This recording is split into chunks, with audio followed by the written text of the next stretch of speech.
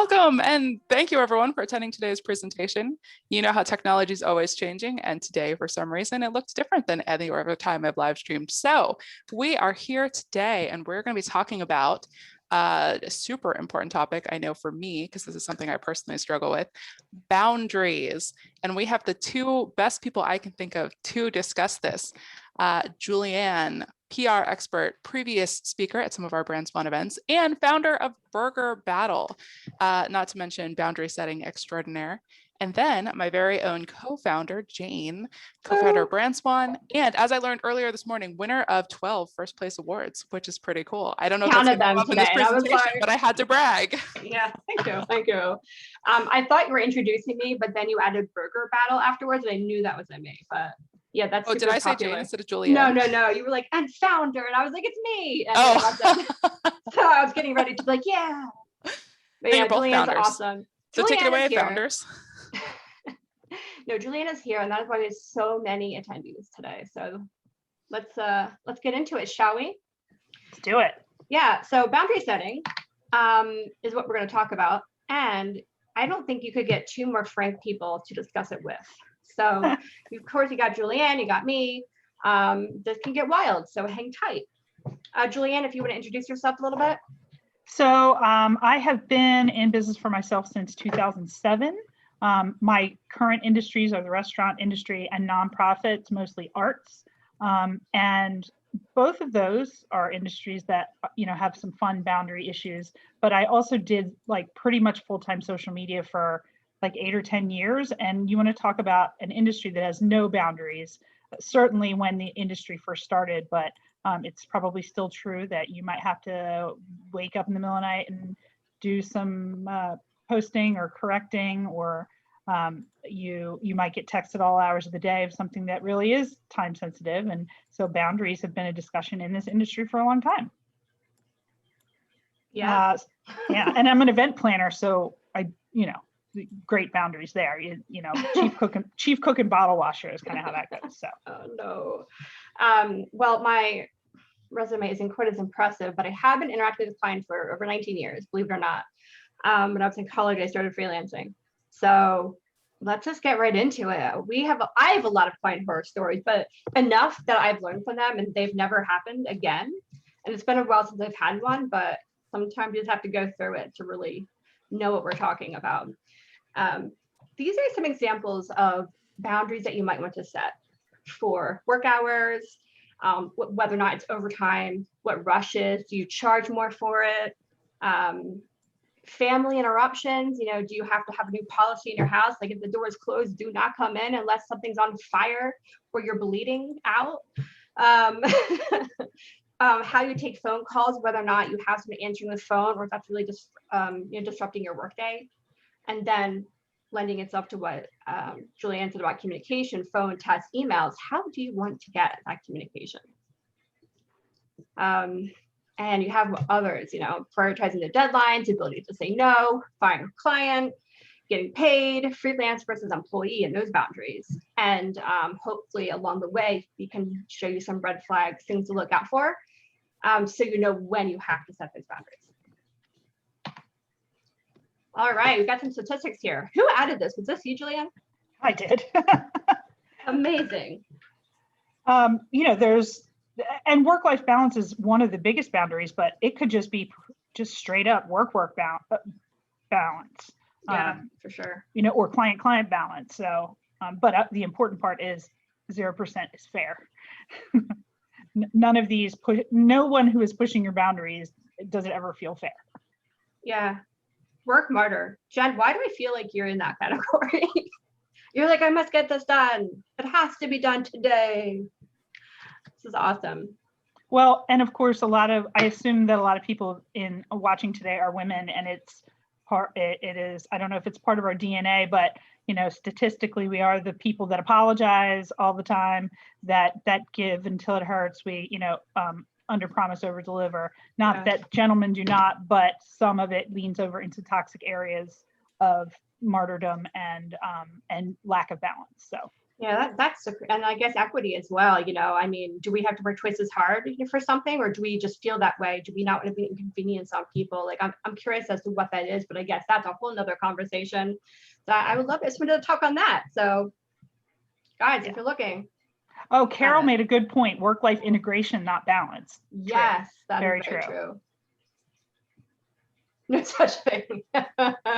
Yeah, especially if you're a workaholic. I'm always thinking about my business. And when I meet someone, I immediately ask them, like, hey, what do you do for work? And their reply is always, like, oh, I'm XYZ. And I can tell they're never as passionate about it as I am about what I do. And then I feel like a jerk. But I learned from my friend in Sweden that people don't really ask like friends what they do. That would be really weird. So they have lots of friends that they're close to and they don't even know like what they do for work, which I thought was interesting. Wow. So, yeah. So like America's way more work focused in general, I think. Not the only country, obviously, but. Yeah.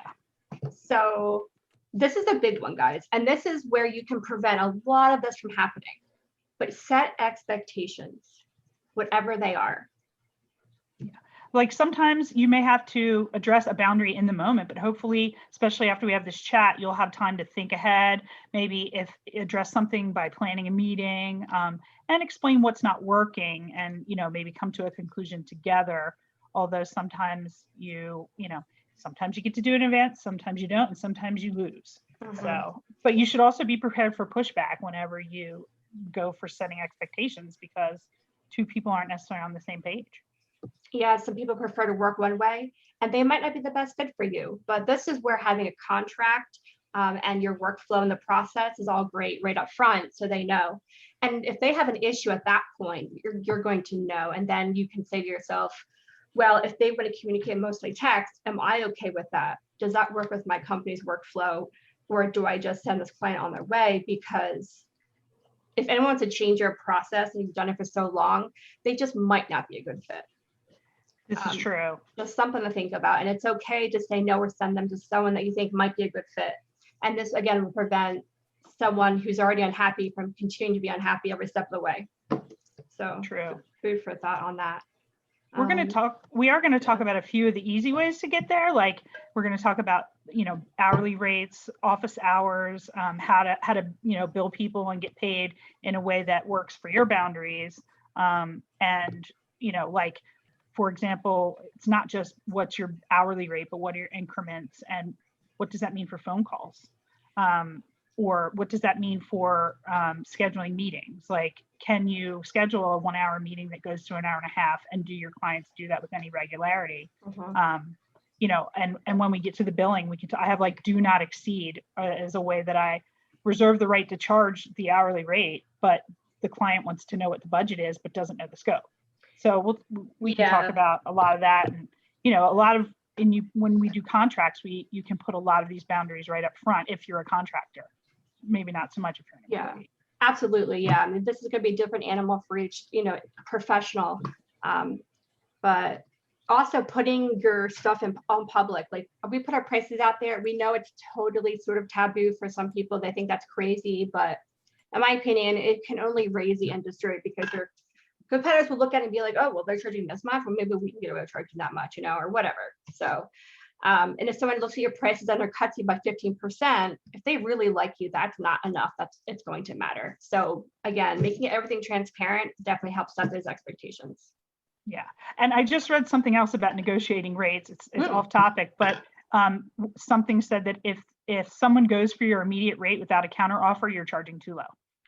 Yes, or if you sell all your proposals, then you're charging too low. Good feedback. And of course, anybody who's a contractor has like the I want to work with you rate and the I do not want to work with you rate. So yes. There's that. Yeah, putting your prices out there publicly does, of course, hinder you from charging the pain in the ass tax, dare we say. I think those were JulieAnne's words actually, but I love them, so I'm gonna like go with that. Yeah. But that's actually my published rate is my pain in the ass tax. So, exactly. And I almost never charge that, but yeah. Cool. And I have so much to say on this topic, but let us keep going because we're only on slide 3, I think. All right. Okay, so let's talk about business hours. You can set whatever you want. just stick to it. And if you do reach out to them after hours, make sure they know it's a special case, so they don't come to expect it. So you can be 9 to 5 with Saturday and Sundays off, or maybe you only work nights, but those are still your hours. And for me, it's going to depend on the industry. Like, it's going to work very well for a nonprofit arts organization to say business hours are 9 to 5. In fact, they probably won't answer me. I work for restaurants though, and I cannot use the word day off. That is highly offensive, but guess what? They don't text me on Mondays. They don't text me at 7 a.m. They might text me if there's like a big emergency at 10 p.m. They will text me if I've been out at a bar. And sometimes that goes well and sometimes that does not. It's hard not to be social with social media, business and personal. So I see how those lines blur quite often. Yeah. And a horror story about like business hours. Somebody I know is an executive. He actually was an elected official in Delaware and is working in DC in an executive capacity, but he had an executive more senior to him whose rule was if he emailed you, you needed to contact him within 10 minutes to either answer him or tell him when you were going to answer him. Wow. That's a nightmare. And there's an employee situation that he really couldn't do anything about those boundaries. I bet she was getting paid a lot though. But there's no balance or integration there. That's a good point. I mean, if you are working after hours, you can charge more for that. If you're working on the weekend or if it's a rush, you can charge more for that intense labor. So just keep that in mind. It's not unheard of to do that, but let them know up front. Don't just send them a surprise bill. Let them know you're going to be billing them so that they can approve it. So you don't have a client nightmare on your hands. Well, and I think this might be the time we talked about, well, we're going to get to a part about phone calls and tracking phone calls.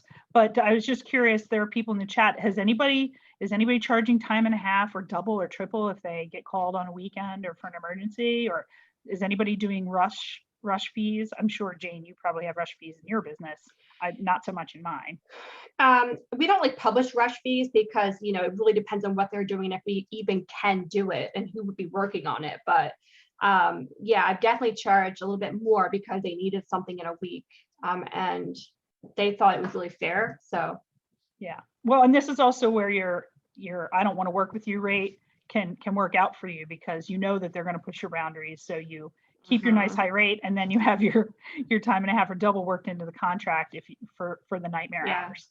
Or we can refer them to someone who is on their business time hours and, offload them completely if you really if you want to keep that work-life balance, Yeah. And I like what you said, Jane. You said, let them know that if you're responding outside of work hours, it's a privilege. Yeah, absolutely. Yeah. I'm telling other people's stories at this point, but a friend of mine basically was a contractor, and this person kept messaging them on weekends and nights, and if she didn't reply to them for 15 minutes, like he would lecture her. And I was like, you need to get out of that. You are not an employee, and obviously we have normal business hours. Like, this is crazy. So some people really they don't give a shit about business hours, but you can, and it's completely fine. It is unnormal to work outside business hours and expect people to get back to you during that time. Yeah. Gabby noted in the chat that, her clients have hourly limits, so they're definitely getting charged more when they exceed those. Oh, hell yeah. That's good stuff right there. Well, it's not a nice little segue to client communications. I had someone want me to text her, and I'm like, I can't do it. And I can't text you instead of email.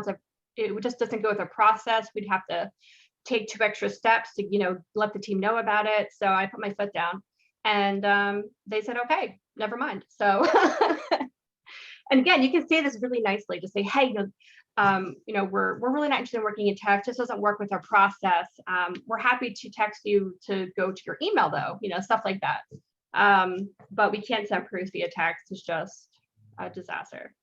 Listen, if you're using a device, it's not really more steps to email than text. So that's crazy to me. But now, another example, like if you do a lot of social media and you have clients sending you images, I mean, dear God, just managing images is a whole thing. So I've got one client trained to only email me images, but then I send things to her in iCloud. Then I have another one where I keep trying to train her on iCloud, and she's an iPhone user and it's not working, and I just have to lump it. But communication, it's not just a matter of what time are they texting or can they text at all. It's what do we do with all these assets that are on my phone? So you have to you can try to train the client. It may not always work because of technological barriers. Also, iCloud is just failing me lately, but. We tend to use Google Drive. I came over kicking and screaming from Dropbox, but I absolutely love it. And yeah, we just give them a folder they can upload their stuff to. But yeah, I love email because you keep everything on record, right? So when someone says, "Oh, I never said that," I'm like, dun, dun, dun, dun, and I show them where they said it, and they're like, "Okay." But that's why I love it. And also, I'm secretly an introvert, and I don't want to talk to anyone ever. Yep. So I would love email. But I do talk, obviously, because if I'm talking to someone old school and they just are more comfortable with that way, I'm totally fine with calling them and doing a webinar or whatever. So just have to break your, go ahead, JulieAnne. Well, and the other thing to think of is in some situations, who's the executive? Generally the executive gets the privilege of choosing what the manner of communication is. I worked in a nonprofit where a board member would only speak to the executive director by AIM. And I thought that was super weird because it seemed like he didn't want a paper trail or something. I would not be able to do that very well. I don't mind you Facebooking me because I can still search for it, but I can't mark it as unread. So it's not, if you want to message me because you think I'm up, some clients, that's fine. But don't expect me to remember tomorrow. Yeah, that's a rough one. When people message me on Facebook and it just doesn't get in the flow and forget about it, and I feel awful. And it's this whole thing, guys, this whole thing. Following the chat, we've got a lot of people kind of expressing their opinions on what is overtime, what's an emergency. And yeah, that's a tough one. I think, obviously if you're in PR and there is something that happens and they're like, hey, we got to get ahead of this, I think you kind of sign up for that as a PR company. Marketing, maybe. I think it depends what you're charging the client and how high profile they are. But yeah, I think it's just a case by case basis on how you handle that. And it's not just the situation, it's the client. I mean, we'll talk later, but I have a client, they can do whatever they want. They pay me quickly and well, and I don't care what you do. VIP. VIP. And another one, like I have a friend who's a massage therapist and she's pretty new to the business and she's giving people her personal phone numbers. And I'm like, let me set you up with a Google Voice. Yeah, Google Voice. Yeah, it's a little late because her business cards are already created, but it's never too late to start a Google Voice, give everybody your new contacts. So you can separate that work from personal. It's amazing. And I also, just throw out business cards and get new ones. They're like $25. Well, we pay a lot more for our business cards, but not that much more. Yeah, true. And you can always lie and say, I'm getting rid of this phone. Here's my new number, that kind of thing. Yeah, of course. Yeah. Shoot, I lost that. We're just saying it's the best place to reach me. I'm so sorry. I do that a lot. Distraction. Yeah. And here's another, this is where we're going to talk about, we're going to talk about phone later, but it's a matter of, do you charge for phone calls? And that's a really good conversation that we can have in a bit. We have a slide for that. Denise, I just never answer my phone. I'm sleeping. I am like just gone when I'm sleeping. Actually, we don't have the phone slide anymore. It's here. This is where we're talking about. Sorry. Oh, it's okay. Okay, let's talk about employee versus contractor and setting those type of boundaries. So as a contractor, you can set your own business hours. As an employee, they obviously dictate that. So with a contractor, there's certain things that your client can't tell you to do legally. One is where you work, how you work, like what programs you use to get the job done. Did I say what times you work? I think I already said that. You're basically, you're a free agent. You are your own boss, and so long as the job gets done on time, that's all they care about. With an employee, you're sort of representing the company a bit more, and so there are they can do more things to upset your workflow, such as micromanaging, such as making sure that you're there on time at your desk, answering phones, whatever it is. So finding boundaries with being an employee is a little bit different. Anyone any thoughts on that? On just having boundaries as an employee? Well, I see Denise has chimed in the chat about how do you word this? Like, don't text me or message me on my time. Of course you have to feel out whether the person you're working for can accept that. we all have to learn that diplomatic language. Yeah. And sometimes it doesn't work, and I hate it. Like, I'm the matriarch. If somebody gets in a car accident, I'm getting the phone call, but anymore I have to turn my phone off. I have to turn my ringer off, and too bad. So people pushing those boundaries of calling at nighttime has created, a problem that I can't resolve by negotiating. But you have to ask for it, and if it doesn't work, you have to keep asking for it, or fix it yourself. Yeah, I've never had anyone disrupt that kind of boundary where they're like calling me all the time. And maybe that's because I set expectations, or maybe it's because we don't take on projects that are really like now. So interesting. Yeah, you have to set more boundaries when you work with this type of clients, I guess. And if the phone rings, that's actually when I know, for the most part, something's wrong. Yeah. Because I'm going to get if the phone rings, I should be terrified, because that's usually not great. And that's respect, because if they only call you when something terrible is happening, that's good. That's having boundaries. So, Julianne, I was thinking about something. How do you feel about this approach for a child? Like, what? 11 o'clock. Yeah. Why? I wonder how many people in this group are really like introverted extroverts. Like, none of us. I don't know anyone who wants to take phone calls. It's just. However, I did answer the phone last week. I know, crazy, and it wasn't someone trying to sell me something, actually, and it turned into a big client. So I'm like, well, shit. Yeah, it's a tough one, but it's a beautiful day when you don't have to answer the phone, and have to cut someone off because they want to give you a long spiel. Like, it's bad, guys. Everyone's aware of it.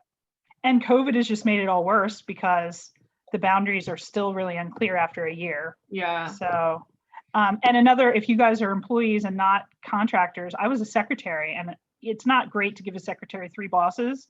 And if they do, you have to work it out, and you end up having to be the one to enforce those boundaries, unless one of the bosses takes the lead, or company policy, this, that, and the other. Like, what if you have, a president, a VP, and a director?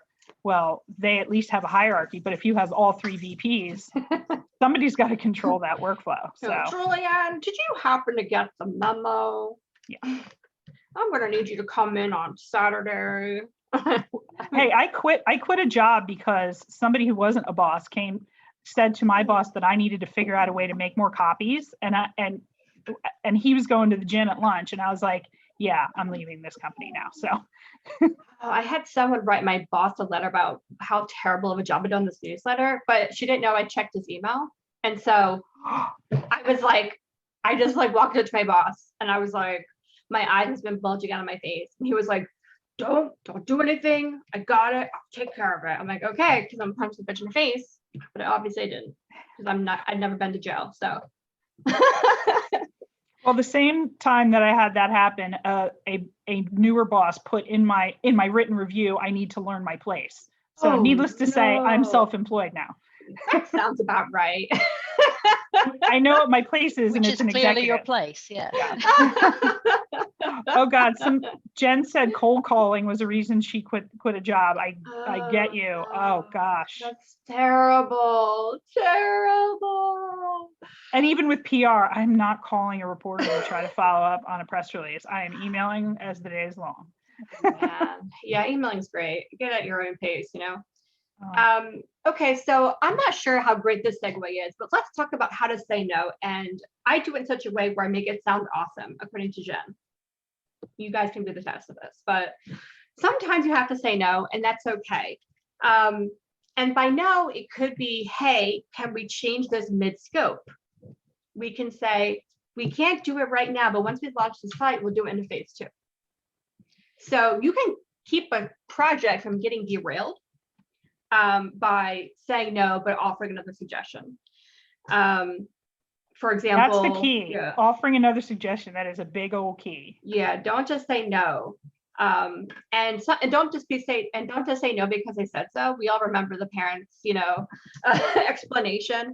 They might ask, and I would just treat them.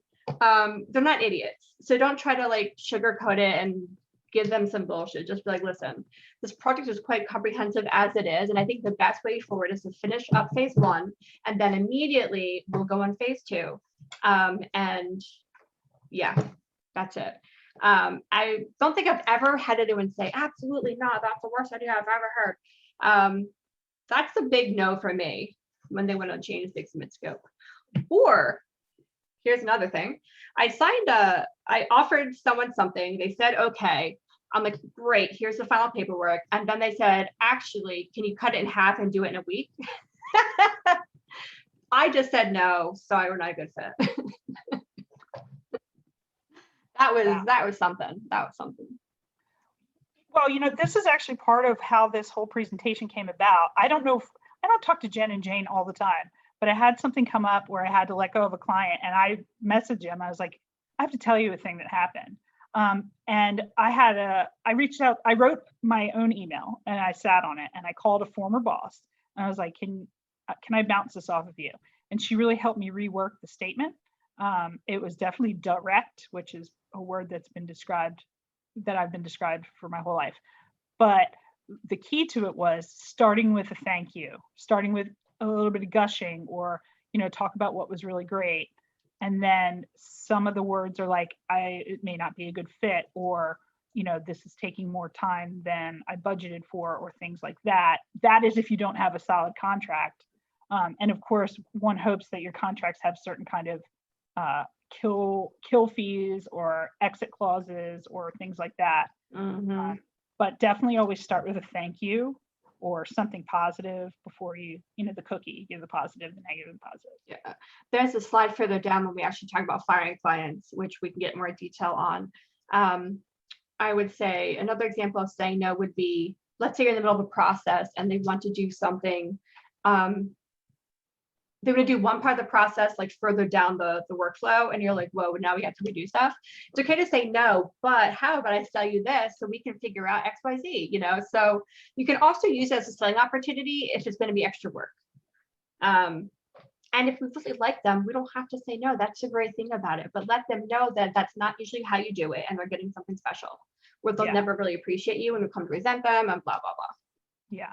And a point you made earlier was also, if you really do think you have to exit, introduce them to someone who might be able to take over, where it would be a better fit. Or so that happened very recently. So that was also part of the thank them and offer them someone who can help. Yes, exactly. Just like Gabby. I was like, Gabby, hours, girl, come on me.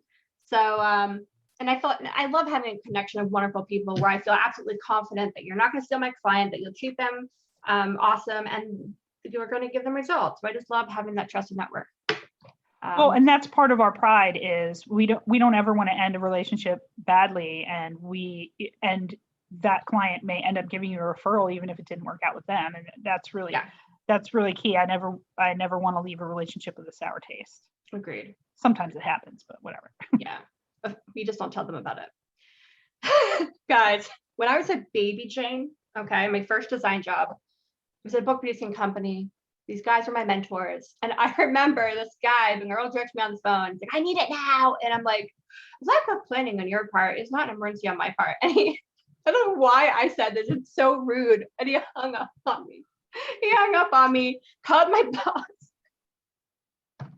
who basically said this without being a jerk. So yeah. It is okay to say no if you don't want to take on this emergency. It's okay that you can't do it. So this is sort of a good segue from the previous slide. People got a plan. You can't rescue them all the time. And if it's a habit where they're constantly having an emergency, you can ask yourself if that's the client you want, or if you want to offer that to someone who doesn't mind charging overtime and loves to do it, Yeah, or you reframe your contract and say, hey, we've got a pattern. This happened a couple of times. I'm gonna have to add, an overtime or a rush fee, and then they also have the choice to move along. Yeah. But take it from me, don't actually say this to their faces, guys. They don't like it. Yeah. Well, and imagine that if you're an employee, that doesn't work. No, it doesn't. I had a boss who thought being salaried meant anything goes, and we would have a board meeting, and she'd have us there until 9, 10, 11 at night with no dinner or anything. And she thought this was fine. JulieAnne, that is a great thing. We have to go back to employee versus contractor. You know, just because you're salary doesn't mean that they can work you to the grave, right? Yeah, I mean, at least Miranda Priestley, there was an offer for what was the character's name? And look, I'm spacing on everything, but at least if there's an end goal, like if I do this, I'm going to become an editor of a fancy magazine. Yeah. Not if I'm a secretary and you're taking advantage of me. That stinks. The Devil Wears Prada. That's what I was talking about. My dream. Okay. Yeah. I would have come into work and people would be like, here's your coffee, Miss Black. Let me take your jacket and you have a call at 3 p.m. with someone very important. Yeah. And then, of course, you know, if you get into a career like that, you might feel different pressures. It's not just staying late or did I manage to get dinner? It's can I have a child if I want to? Can I have dates? You know, it's going to really stretch. You know, it's going to really stretch over into other parts of your life if you do that. So it's still not lack of planning, but it is really, really pushing those boundaries of after work. Eventually, we got around to the point where I would tell new hires, listen, if we have a board meeting on a Wednesday, you should plan to be here late on Tuesday, bring something to eat. Because it was at least an expectation that was set in advance. It was communicating. But the work, you know, people's work styles are different, and that was the one we needed. So, and eventually that boss figured out the work-life integration. Fortunately, I've worked for a few times over decades. And I think that maybe one of the boundaries that I might suffer from as well is fear of success. Because you know that if you bust your ass, stay late, that you're going to get some type of success in something, whether you feel accomplished or whether you get a promotion or whatever, but it does come at a price. So I think that's interesting. Yeah. All right, coming down here. Blank you pay me. Okay. So boundaries and setting expectations. I have a lot to say about this topic, and there's a great video that if you type this into Google, you will get a great guy talking about how to get paid by clients who won't pay you. But ultimately, I find that if you set the expectation and get a deposit, if they're not willing to pay you a deposit, walk away.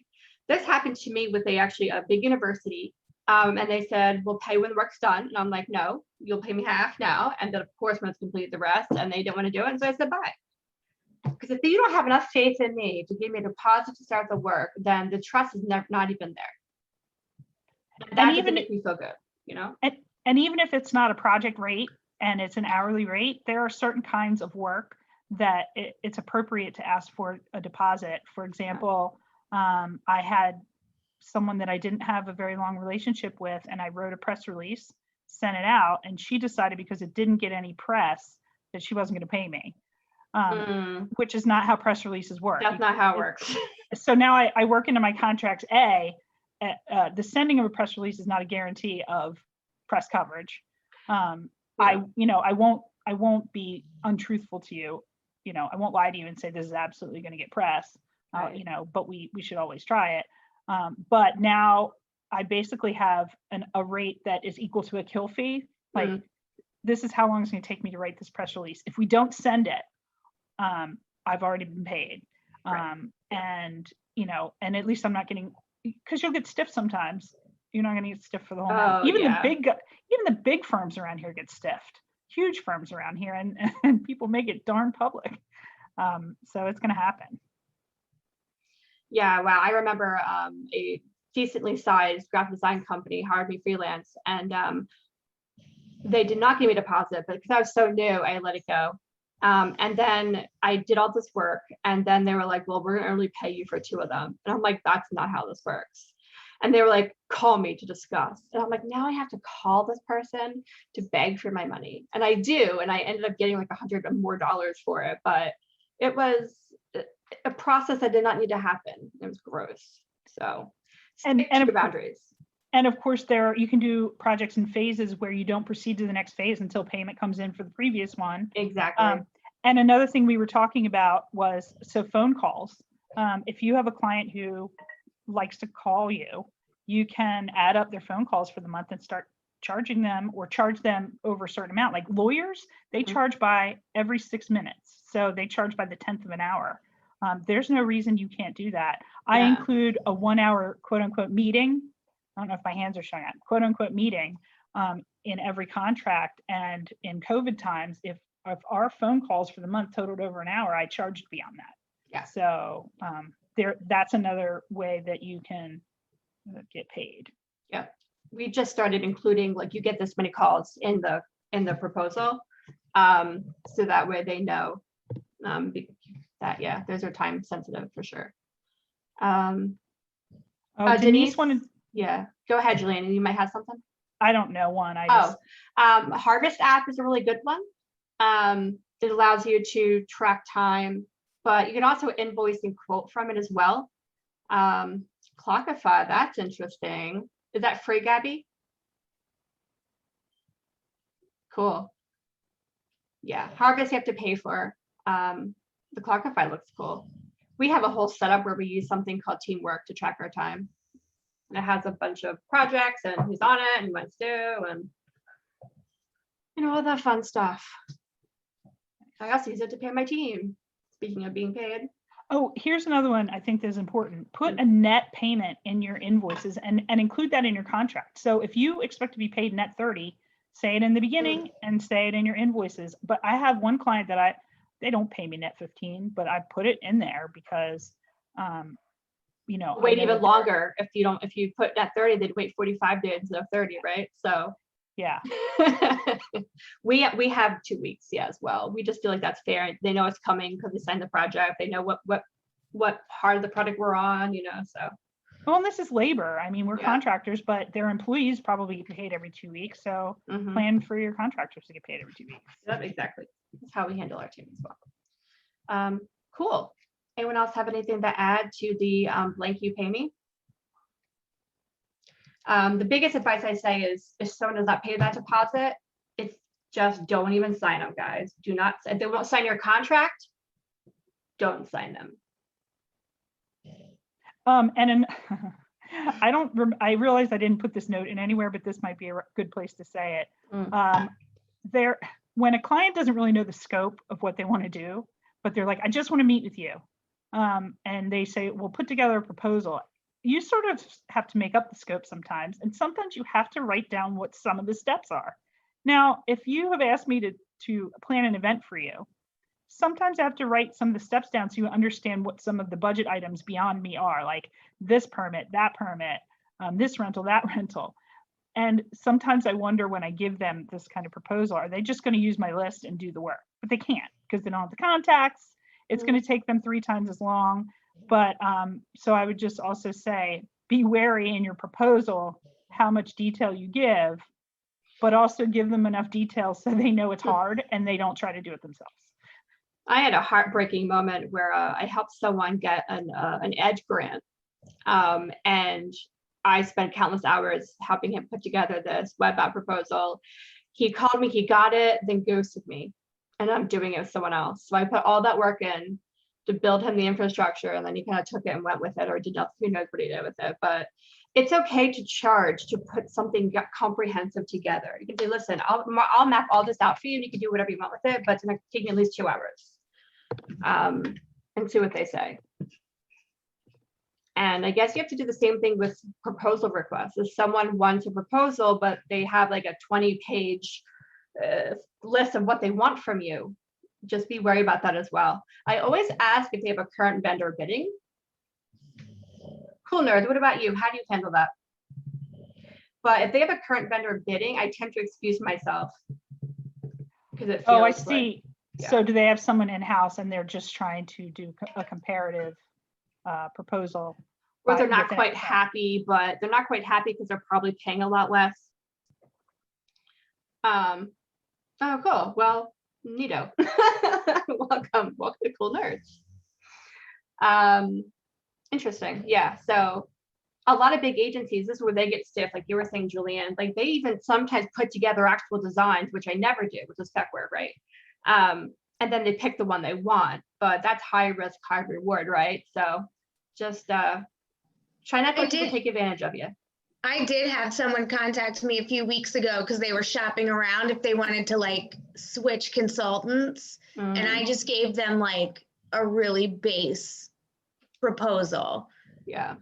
because I knew that it was.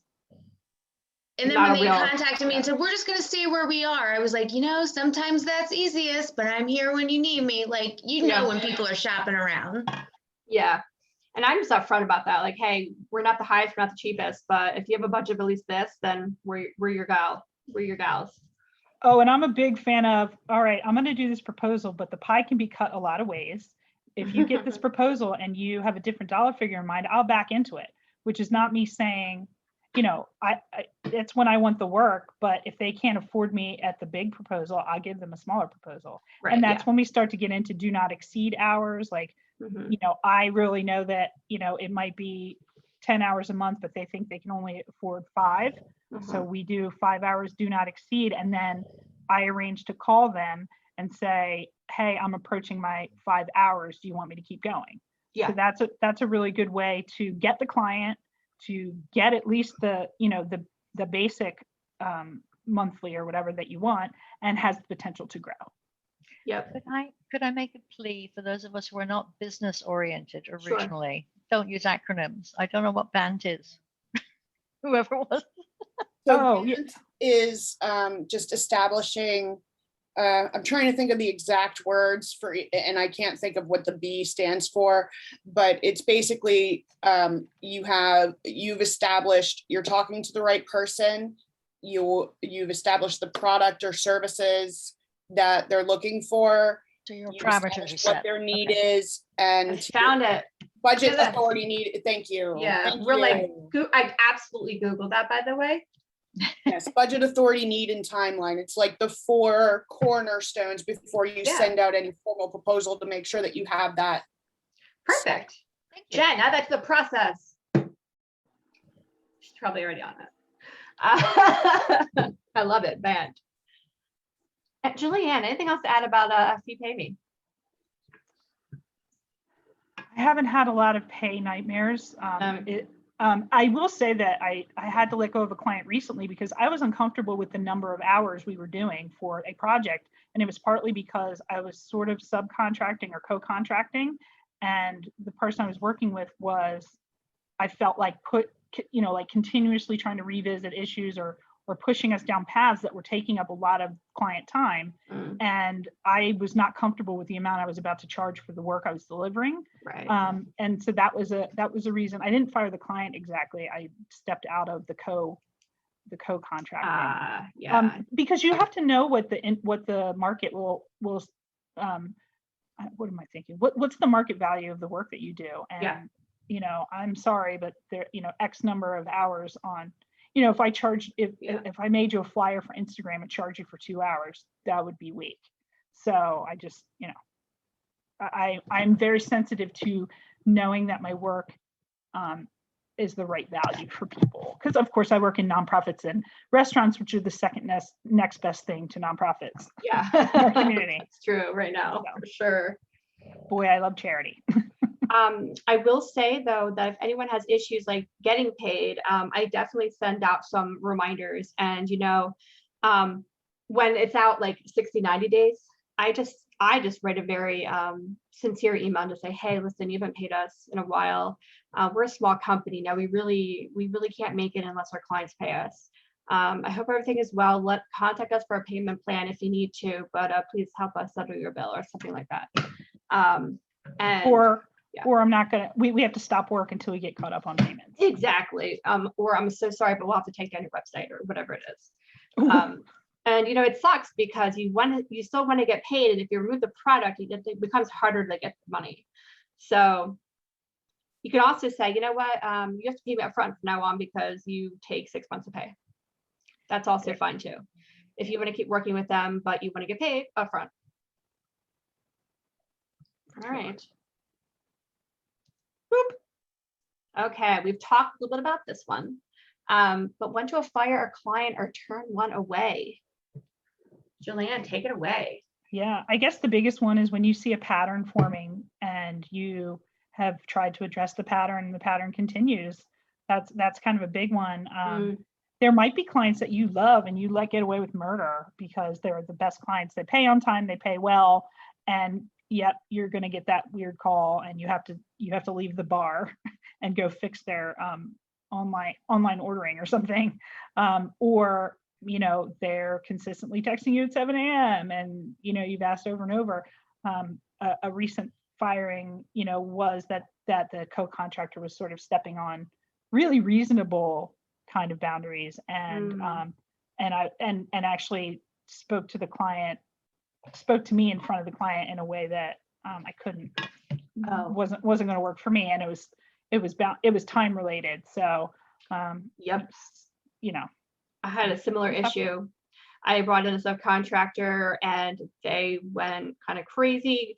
They contacted me and then BCC'd the client, and then the client called me like, hey, what is this person's problem? And I'm like, thank God that they have enough trust in me to know it's not me. I'm like, yes, but that could turn into a disaster. They're not paying for that kind of drama. So having a trusted team of people you can refer to, I think is so important. I fired a client because they were an asshole on the phone. I just said, I can't do this. And we were mid-project, and I'm like, I don't even care if I get money from him. I want him to go away. And he did. Yeah. Well, and I passed along a client that was above my pay grade. They said that they wanted one thing, but what they really need was a highly technical.